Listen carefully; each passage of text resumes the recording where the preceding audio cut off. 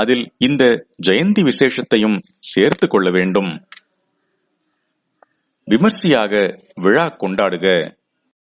எல்லா ஜனங்களும் இந்த விசேஷத்தை புரிந்து கொண்டு ஆச்சாரிய ஜெயந்தியை மகோத்சவமாக கொண்டாட வேண்டும் என்று எனக்கு ஆசை. அவர் பெயரை சொல்லிக்கொண்டு பிழைப்பதானாலோ என்னவோ, அத்தனை ஜெயந்திகளையும் விட விசேஷமாக அவை எல்லாவற்றையும் தக்கி நிற்கச் செய்த இந்த ஜெயந்தியை கொண்டாட வேண்டும் என்று எனக்கு இருக்கிறது. ஆச்சாரிய ஜெயந்தி இல்லாவிட்டால் கிருஷ்ண ஜெயந்தி ஏது, நரசிம்ம ஜெயந்தி, ராமநவமி எல்லாம் ஏது? ராமாயணம் இருந்திருக்குமா, கீதை இருந்திருக்குமா? எனக்கு பேராசை. அது நிறைவேறுமோ இல்லையோ சொல்லி வைக்கிறேன். சங்கர ஜெயந்தி என்று எங்கே நடந்தாலும் அந்த ஜனங்கள் படையெடுத்து போய் பிரசாத விநியோகத்தை அசாத்தியமாக்கிவிட வேண்டும் என்று பேராசை. இதை நான் சொல்லிக்கொண்டே போனால் என்றைக்காவது நிறைவேறாதா? எதற்காக கொண்டாட வேண்டும் என்றால், கொண்டாட்டத்தால் அவருக்கு ஆக வேண்டியது ஒன்றும் இல்லை, நமக்கேதான் ஸ்ரேயஸ். அவரை ஸ்மரிக்கிற புண்ணியம் ஏற்பட்டு சித்தமலம் போகும். நன்றி உணர்ச்சி என்பது மனுஷனாக பிறந்தவனுக்கு அவசியமில்லையோ? நன்றி மறவாமை என்பதைத்தானே பெரியவர்கள் எல்லாம் மனுஷ லட்சணத்தின் உச்சியில் சொல்கிறார்கள். ஆகையால் நமக்கு இடைக்காலத்தில் அடிபட்டு போன மோட்ச மார்க்கத்தை மறுபடியும் திறந்துவிட்டு சனாதன தர்மத்தை புத்துயிரூட்டி கொடுத்து சிவராத்திரி என்றும் ஸ்ரீ ஜெயந்தி என்றும் ராம நவமி என்றும் பண்டிகைகள் கொண்டாடும் ஆனந்தத்தை கொடுத்தவரிடம் நன்றிக்கு அடையாளமாக அவருடைய ஜெயந்தியை பண்டிகைகளிலெல்லாம் பெரிய பண்டிகையாக கொண்டாட வேண்டியது நியாயம்தானே? தற்போது இந்த ஜெயந்தியின் மகோத்சவம் போதிய அளவு ஜனங்களுக்கு உணர்த்தப்பட்டிருக்கவில்லை. அதனால் தனியாக எங்கேயாவது யாராவது கொண்டாடினால் 10 பேர் கூட சேர்வதில்லை. மடத்தில் கொண்டாடினால் கூட்டம் சேர்கிறது. மக்கள் மேல் குற்றமில்லை. முக்கியத்துவத்தை எடுத்துச் சொல்லி உணர்த்தாதது எங்கள் தப்புதான். ஆழ்வார்களுக்கும் ராமானுஜர், தேசிகர், மணவாள மாமுனிகள் முதலானவர்களுக்கும் பெருமாள் கோவில்களில் பிம்பம் இருக்கிறது. ஸ்ரீ வைஷ்ணவர்களுக்கு மத அபிமானமும் நிறைய இருப்பதால் அந்த பெரியவர்களுடைய அவதார தினங்களில் ஆலய பிம்பங்களுக்கு விசேஷ பூஜை, புறப்பாடு, சாத்துப்படி என்று விமர்சையாக பண்ணுகிறார்கள். அப்பர் சுந்தரர் முதலான 63 நாயன்மார்களுக்கும் உமாபதி, சிவம் முதலிய சைவ சமய ஆச்சாரியர்களுக்கும் இதேபோல ஈஸ்வரன் கோவிலில் பிம்பங்கள் இருப்பதால் அவர்களுக்கும் விழா நடந்து வருகிறது. வைஷ்ணவ சம்பிரதாயமாகவோ சைவ சம்பிரதாயமாகவோ இல்லாமல் எல்லா சம்பிரதாயங்களுக்கும் மூலமாகவும் அவை யாவற்றையும் ஒப்புக்கொள்வதாகவும் உள்ள ஸ்மார்த்த சம்பிரதாயக்காரராக நம் ஆச்சாரியால் இருப்பதால் 2 கோவில்களிலேயுமே அவருக்கு பிம்பமில்லை. வைதிக பூஜை உள்ளதாகவோ அவரால் யந்திர பிரதிஷ்டை போன்ற ஏதோ ஒன்று செய்யப்பட்டு அவருடைய விசேஷ சம்பந்தம் உள்ளதாகவோ இருக்கிற ஒரு சில கோவில்களில் மாத்திரம்தான் ஆச்சாரிய பிம்பம் இருக்கிறது. காஞ்சி மண்டலத்தின் விசேஷ தொடர்பு. இதற்கு விலக்காக உள்ள ஒரே இடம் காஞ்சிபுரம்தான். இந்த ஊர் மட்டுமில்லை, காஞ்சி மண்டலம் முழுவதிலுமே ஆச்சாரியாளுக்கு பிம்பங்கள் இருக்கின்றன. காமாட்சி கோவிலில் தனி சன்னதியுடன் பெரிய மூர்த்தி இருப்பதோடு ஏகாம்பரேஸ்வரர், வைகுண்ட பெருமாள், வரதராஜா ஆகிய கோவில்களில் கூட ஆச்சாரிய பிம்பங்கள் இருக்கின்றன. இதில் இன்னும் விசேஷமாக வரதராஜா கோவிலில் தாயார் சன்னதிக்கு போகும் வழியில் உள்ள மண்டபத்தில் உள்ள தூணில் வியாசரும் அவருக்கு சிஷ்யராக ஆச்சாரியாலும் இருப்பதில் வியாசர் ஒற்றை விரலை தூக்கி காட்டி அத்வைதம்தான் சத்தியம் என்று அடையாளம் தெரிவிக்கிறார். பெரிய கோவில்களில் மாத்திரம் இல்லாமல் சிவாஸ்தானம், செவிலிமேடு மற்றும் சிவலிங்கமேடு புண்ணியகோடி ஆலயம், ஐராவதேஸ்வரர் கோவில், இங்கேயும் வியாச சிஷ்யராக ரொம்பவும் யுவாவாக ஆச்சாரியால் இருக்கிறார் என்று பல இடங்களில் ஆச்சாரியாளின் பிம்பம் பொறிக்கப்பட்டிருக்கிறது. காமாட்சியை சௌமிய மூர்த்தியாக்கி ஸ்ரீசக்கர பிரதிஷ்டை, காமகோடி பீட பிரதிஷ்டை ஆகியன ஆச்சாரியால் செய்தார் என்று இங்கே அவரை அம்பாளுடன் ரொம்பவும் சம்பந்தப்படுத்தி சொல்லியிருப்பதற்கு ஏற்றாற் போல இவற்றில் சில சில்பங்களில் தபஸ் காமாட்சி என்னென்ன ஆசனங்களோடும் முத்திரைகளோடும் வழக்கமாக பொறிக்கப்படுவது உண்டோ அதே ஆசனங்களோடும் முத்திரைகளோடும் ஆச்சாரியாலை பொறுத்திருக்கிறது. சாதாரணமாக ஆச்சாரியாலை அவருடைய 4 பிரதான சிஷ்யர்களான பத்மபாதர் முதலானவர்களுடன் சேர்த்து நினைப்பதே வழக்கமாக இருந்தாலும் அவருடைய காஞ்சி வாசத்தை சொல்லும் போது புஸ்தகங்களில் அந்த 4 பேருக்கு வேறான 6 சிஷ்யாலை சொல்லி அவர் ஸ்தாபித்த ஷண் மதங்களில் ஒவ்வொன்றையும் தேசத்தில் நன்றாக ஸ்திரப்படுத்திவிட்டு அவர் காஞ்சிபுரத்தில் தமது சரித்திரத்தின் கடைசி பாகத்தில் தம்முடைய மடத்தில் இருந்தபோது அவரிடம் வந்து தெரிவித்துக் கொண்டார்கள் என்று இருக்கிறது. அதற்கு ஏற்ப அவருடைய காமாட்சி ஆலய விக்கிரகத்தின் பீடத்தில் வழக்கமான 4க்கு பதில் 6 சிஷ்யர்களின் உருவங்கள் இருக்கின்றன. ஸ்ரீமடத்து பூஜா கிரகத்திலும் அவருக்கு 2 பக்கத்திலும் பக்கத்துக்கு 3 பேர்களாக மொத்தம் 6 சிஷ்யர்களின் உருவங்களை பார்க்கிறோம். காஞ்சியில் மாத்திரமன்றி மெட்ராஸ் வரை பூந்தமல்லி, பாப்பான்சத்திரம், மாங்காடு, திருவொற்றியூர் என்று பல இடங்களில் ஆச்சாரிய பிம்பங்களை பார்க்கிறோம். பொதுவாக கோவிலில் இடமே பெறாதவர் இங்கே மட்டும் இப்படி நிறைய காணப்படுவது காஞ்சியில் அவர் முடிவாக வாசம் பண்ணி சித்தி அடைந்ததால் இங்கே அவருடைய நினைவு ஆழமாக நிலைத்து விட்டதாலேயே எனலாம். ஆனாலும் பொது உண்மை கோவில்களில் ஆச்சாரியால் பிம்பம் இல்லை என்பதே. அதனால்தான் ஊருக்கு ஊர், கோவிலுக்கு கோவில் அவருக்கு ஜெயந்தி உற்சவம் என்று இல்லாமல் ஆக்கிவிட்டிருக்கிறது. எவரால் தான் இந்த தேசத்தில் ஆலய வழிபாடே புத்துயிர் பெற்றதோ அவருக்கு மூர்த்தியும் இல்லை, விழாவும் இல்லை. ஆனாலும் அவருடைய ஆத்மசக்தி மகிமையால் தேசம் பூராவிலும் ஆச்சாரியாள் என்றாலே சங்கராச்சாரியாள் தான் என்று ஜனங்கள் கொண்டாடுகிறார்கள். அந்த கொண்டாட்டத்தை உரிய அளவுக்கு விருத்தி பண்ணி தர வேண்டியது எங்களுடைய மடத்தினுடைய கடமையாக இருக்கிறது. ஆலய மூர்த்தி இல்லாத ஆச்சாரியாளுக்கு ஸ்தூல மூர்த்தியாக இருப்பது அவர் ஸ்தாபித்த மடங்கள்தான். ராமானுஜர் உள்பட நான் சொன்ன அந்த வைஷ்ணவ சைவ பெரியவர் எவருக்கும் அவரே ஸ்தாபித்ததாக மடம் கிடையாது. ஆலய மூர்த்திதான் இருக்கிறது. அதனால் மடம்தான் ஆச்சாரிய ஜெயந்தியை அதற்கு உரிய கௌரவத்தோடு கொண்டாடி ஜனங்களுக்கு பக்தி எழுச்சியை ஊட்ட வேண்டும். காமாட்சி ஆலயத்தில் சங்கர ஜெயந்தி மடத்தோடேயே சம்பந்தப்பட்டது. காஞ்சி காமாட்சி ஆலயம் ஆச்சாரியாளுடைய சரித்திர சம்பந்தம் விசேஷமாக உள்ள ஆலயம் அது. அதனால் அங்கே ஆச்சாரியாளுக்கு பிம்பம் இருக்கிறது.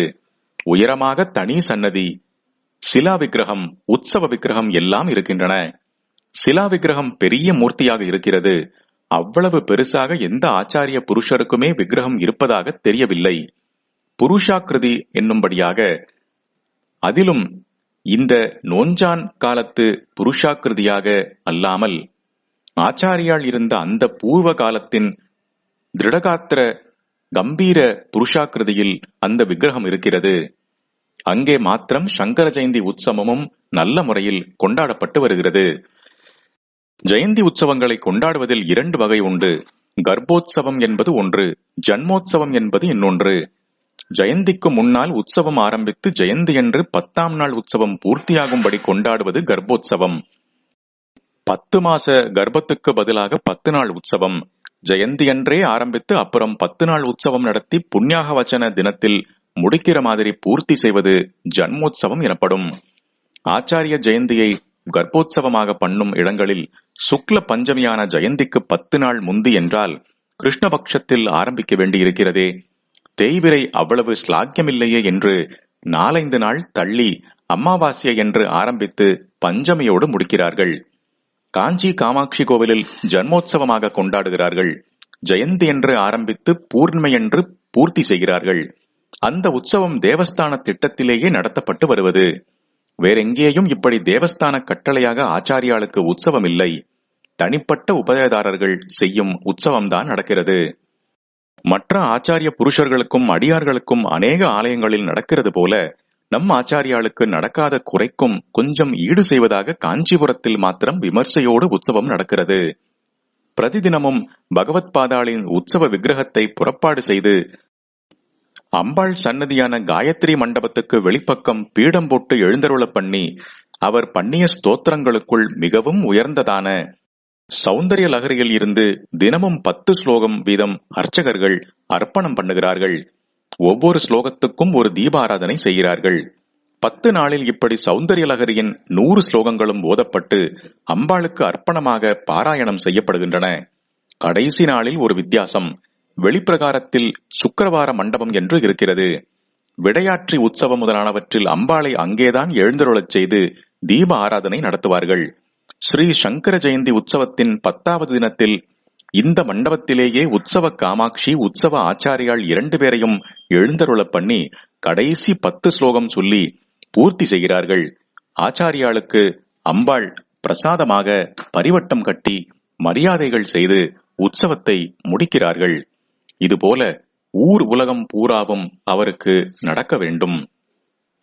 மனத்தின் அர்ப்பணமும் மௌன மரணமும் அது நடக்கிற போது நடக்கட்டும். இப்போதைக்கு என்ன பண்ணுவோம் என்றால், ஆச்சாரிய ஜெயந்தி அன்று நம் மனசை ஆச்சாரியாளுக்கு அர்ப்பணம் செய்ய வேண்டும். திரவியத்தால் தேகத்தால் உற்சவம் பண்ணுவதற்கு முந்தி மனசினால் பண்ண வேண்டும். திரவியத்தையும் தேகத்தையும் அர்ப்பித்து பெருசாக உற்சவம் பண்ணும் போது கூட மனசை பூர்ணமாக அவருக்கு கொடுத்து சரணாகதி பண்ணுவதே பெரிய பூஜை. இப்படி சொல்வதால் வெளி உற்சவம் வேண்டாம் என்று அர்த்தமில்லை. முழு மனசோடு கூட வெளி உற்சவமும் செய்யணும்.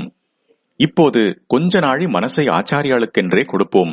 அவதார மகிமை அது இது என்று நிறைய பேசியும் பேசியதை கேட்டும் சந்தோஷப்படுவதை விட முடிந்த மட்டும் மனசை ஆச்சாரியாளிடம் அர்ப்பணம் பண்ணுவோம். அதுதான் பெரிய சந்தோஷம். மனசில் அவரை கொண்டு வந்து நிறுத்தி கொண்டு கொஞ்சம் பார்த்தோமானால் அதுவே பெரிய சந்தோஷம். நம்முடைய தாபமெல்லாம் சமணமாகிற பெரிய சாந்தி அதுதான். பகவத் ஸ்மரணத்தை விட பகவத் பாத ஸ்மரணம் அதிக சாந்தி. நல்லது கெட்டது எல்லாவற்றுக்கும் காரணமாயிருந்து கொண்டு கெட்டதற்கு நம்மை தண்டிக்கவும் செய்யும் பகவானை விட நல்லதே செய்து கொண்டு நாம் எத்தனை கெட்டு குட்டிச்சுவராக இருந்தாலும் நம்மை உத்தரிப்பதற்கென்றே வந்த பகவத் பாதாளை ஸ்மரிப்பதே நமக்கு பெரிய சாந்தி. எப்படி மனசை அர்ப்பிப்பது? அதாவது அது கண்டதுகளை நினைக்காமல் அவரையே எப்படி மனசில் கொண்டு வந்து நிறுத்திக் கொள்வது என்றால் சுலபமாக வழி சொல்லித் தருகிறேன். ஹரஹர சங்கர ஜெய ஜெய சங்கர என்று மனசுக்குள்ளேயே சொல்லிக் கொள்வதுதான் வழி. அதன் வழியாக அவர் மனசுக்குள் வந்து விடுவார். வையகம் துயர் தீர ஞானசம்பந்தர் காட்டிக் கொடுத்த வழி ஹர நாம உச்சாரணம்தானே. ஆழ்க தீயதெல்லாம் அரண் நாமமே சூழ்க வையகமுன் துயர் தீர்க்கவே. அதனால் ஹரஹர என்று சங்கர நாமாவோடு சேர்த்து சொல்வோம். அவர் திக்விஜய சங்கரராக இருந்ததால் ஜெய ஜெய என்றும் சேர்த்து சொல்வோம். வேறே உபன்யாசம் வேண்டாம், புத்தி சாமர்த்தியங்கள் வேண்டாம். எதற்கு விருத்தாவாக வீணாக சாதுரிய வாதங்கள் பண்ணி கண்டட்சோபம் தொண்டைக்கு உபத்திரவம் விளைவித்துக் கொள்கிறாய்? நீ புத்திசாலி இல்லையா? பேசாமல் சம்புவின் பாத பத்மங்களை நினைத்துக் கொண்டு பரமானந்தத்தை அனுபவி என்று அந்த சம்புவின் பாதமாக வந்த பகவத் பாதாளை சொல்லியிருக்கிறார். விருதா கண்டட்சோபம் வகசி தரசா தர்க்க வச்சசா பதாம்போஜம் சம்போர் பஜ பரம சௌக்கியம் விரஜ சூதீகி. சூதீகி நல்ல புத்தி உள்ளவனே, சமர்த்து குழந்தையே என்று கூப்பிட்டு இப்படி உபதேசம் பண்ணியிருக்கிறார். அதனால் இந்த புண்ணிய காலத்தில் வேறே உபன்யாசம் ஒன்றும் வேண்டாம். அதிலும் ஏதாவது மாற்று அபிப்பிராயம் வரத்தான் செய்கிறது. அதனால் வேண்டாம். கொஞ்சம் நாழி ஹரஹர சங்கர ஜெய ஜெய சங்கர என்று மனசுக்குள் சொல்லிக் கொண்டிருப்போம். மனசுக்குள், வெளியில் சப்தம் வர வேண்டாம். யோகம் தியானம் சமாதி என்று முடியாவிட்டாலும் இந்த ஜபம் போதும். இதற்கே ஆச்சாரியாள் வந்து அனுகிரகம் பண்ணி விடுவார். ஆச்சாரியாள் உற்சவமும் இந்த மடத்து கைங்கரியமும் நீங்கள் எல்லாம் திரவியத்தாலும் தேகத்தாலும் செய்ய வேணும் என்று அடிக்கடி சொல்லி வந்திருக்கிறேன். வருஷத்தில் ஒரு வாரம் லீவு போட்டுவிட்டு வந்தாவது மட கைங்கரியம் பண்ணுங்கள். வாரத்தில் வீக்கெண்ட் ஒரு நாள் மடத்துக்கு கொடுங்கள் என்றெல்லாம் சொல்லி இருக்கிறேன். அதெல்லாவற்றையும் விட இன்றைக்கு இப்போது 5 நிமிஷம் ஹரஹர சங்கர ஜெய ஜெய சங்கர என்று மனசை நிறுத்தி மனசுக்குள் சொல்லிவிட்டீர்களே, ஆனால் அதுதான் மகா உற்சவம், மகா பெரிய மடத்து கைங்கரியம். நீங்கள் நன்றாயிருக்க, உங்களால் மடம் நன்றாக இருக்க, உங்களை மடம் நன்றாக வைக்க எல்லாவற்றுக்கும் இந்த ஜபத்தை விட எதுவும் வேண்டாம். பதார்த்தத்தால் கைங்கரியத்தால் செய்வதை விட மனசால் செய்வது பெருசு. வாய்விட்டு சொல்லாமல் எல்லாரும் ஒரு 5 நிமிஷம் ஹரஹர சங்கர ஜெய ஜெய சங்கர என்று ஜபித்துக் கொண்டிருங்கள், நான் அரோஹரா என்று சொல்லும் வரை. இவ்விதமாக கூறி சில நிமிஷங்கள் எல்லோரையும் மனசீகமாக ஜபிக்கச் செய்கிறார்கள். அதன் பின் மும்முறை அரோஹரா என்று அவர்களையும் சொல்ல வைத்து கோவிந்தநாம சங்கீர்த்தம் என்று நாம் கூறி கோவிந்தா கோவிந்தா என்று சபையோரை கோஷிக்க அன்றைய உபன்யாசத்தை முடிக்கிறார்கள். நாமகரண சிறப்பு. அவதாரம் ஆகிவிட்டது. பெற்றவர்கள் ஊரில் இருந்தவர்கள் எல்லோருக்கும் சந்தோஷமாயிற்று. லோகம் பூராவுமே அப்போது அநேக சுப சகுனங்கள் தோன்றியதாகவும் வைதிக விருத்தமாக பாஷாண்ட மதங்களை பிரச்சாரம் செய்து கொண்டிருந்தவர்களுக்கு மட்டுமே ஒரே துர்நிமித்தங்களாக தோன்றின என்றும் சங்கர விஜயங்களில் இருக்கிறது. பிறந்தவுடன் செய்யும் சம்ஸ்காரமான ஜாத கர்மா சிவகுரு செய்தார். 11வது நாள் புண்ணியாக வச்சனம் பண்ணி நாமகரணம் செய்ய எண்ணினார்கள். சங்கரர் என்று பிதா பேர் வைத்தார் என்பது எல்லோருக்கும் தெரிந்த விஷயம். எதனால் அந்த பெயர் வைத்தார்? ஈஸ்வரனுக்கு வேண்டிக் கொண்டு ஈஸ்வரனின் வரப்படிதானே பிள்ளை பிறந்தது. அதனால் ஈஸ்வர நாமாக்களில் ஒன்றான சங்கர நாமாவை வைத்தார்.